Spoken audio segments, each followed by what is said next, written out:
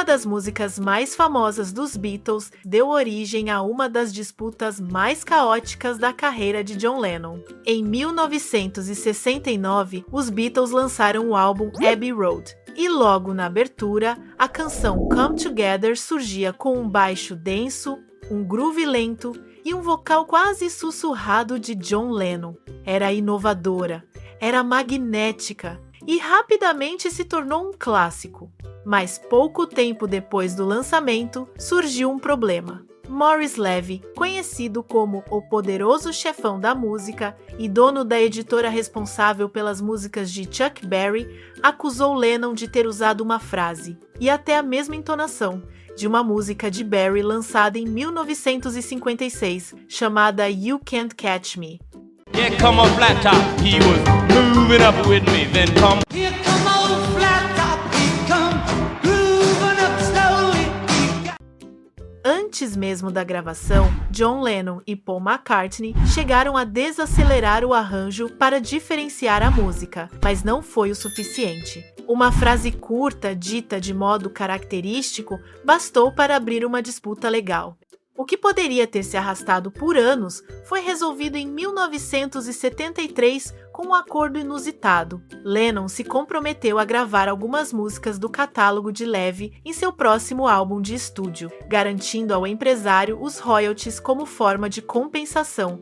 Mas o que parecia uma solução simples acabou virando um caos absoluto. Durante as sessões do álbum Rock and Roll, produzidas pelo lendário e instável Phil Spector, o clima saiu do controle. Em meio a excessos e tensão, Spector surtou e desapareceu, levando com ele as fitas master das gravações. Pressionado pelo tempo e pelo seu turbulento período conhecido como Lost Weekend, Lennon acabou lançando outro disco antes, Walls and Bridges, em 1974. Tentando cumprir o acordo com Maurice Levy, ele incluiu só um trechinho improvisado de 1 minuto da música Ya Ya, com o filho Julian na bateria. Sitting in the la waiting for the ya. Hey, baby, worry, don't make me worry. Para Levy, aquilo não foi um cumprimento de contrato, mas um insulto pessoal e comercial.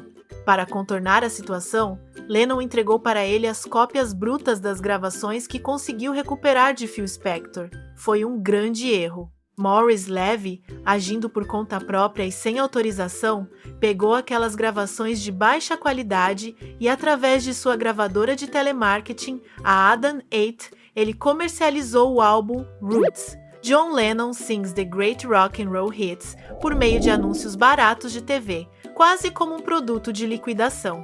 A resposta de John Lennon e de sua gravadora, a Capitol Records, foi imediata. Eles correram para finalizar a versão oficial, lançando o álbum Rock and Roll em fevereiro de 1975 para abafar as vendas do disco de Levy.